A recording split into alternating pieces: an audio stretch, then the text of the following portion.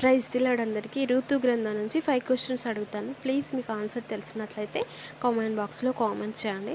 First question వచ్చేసి, Naomi అను మాటకు అర్థం ఏమిటి? ఏ చేదు, బి మధురం. ఫస్ట్ క్వశ్చన్, నయోమి అను మాటకు అర్థం ఏమిటి? ఏ చేదు, బి మధురం.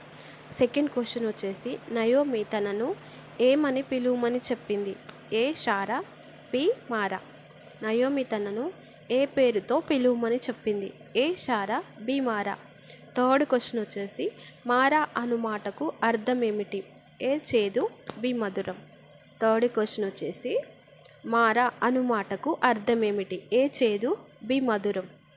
ఫోర్త్ క్వశ్చన్ వచ్చేసి, రూతు ఎవరి పొలంలో పరిగెలేరుకుంది? ఏ ఎలిమెలెకు, బి బోయాజు. రూతు ఎవరి పొలంలో పరిగెలేరుకుంది? ఏ ఎలిమెలెకు, బి బోయాజు.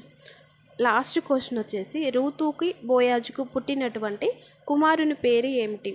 ఏ సమూయేలు, బి ఓబేదు. రూతుకి బోయాజుకి పుట్టినటువంటి కుమారుని పేరు ఏమిటి? ఏ సమూయేలు, బి ఓబేదు. ప్లీజ్ ఈ 5 క్వశ్చన్స్కి మీకు ఆన్సర్ తెలిసినట్లయితే కామెంట్ బాక్స్లో కామెంట్ చేయండి. బైబిల్ క్విజ్ ఇంట్రెస్ట్ ఉన్న వాళ్ళు నా యూట్యూబ్ ఛానల్లో లైవ్ ఉంటుంది ఎవ్రీడే ఆఫ్టర్నూన్. ఇంట్రెస్ట్ ఉన్న వాళ్ళు వచ్చి జాయిన్ అవ్వండి. ఎవ్రీడే లైవ్లో పార్టిసిపేట్ చేయండి. థ్యాంక్ యూ అండి. Thank you for watching. Answer తెలిసినట్లయితే కామెంట్ బాక్స్లో కామెంట్ చేయండి.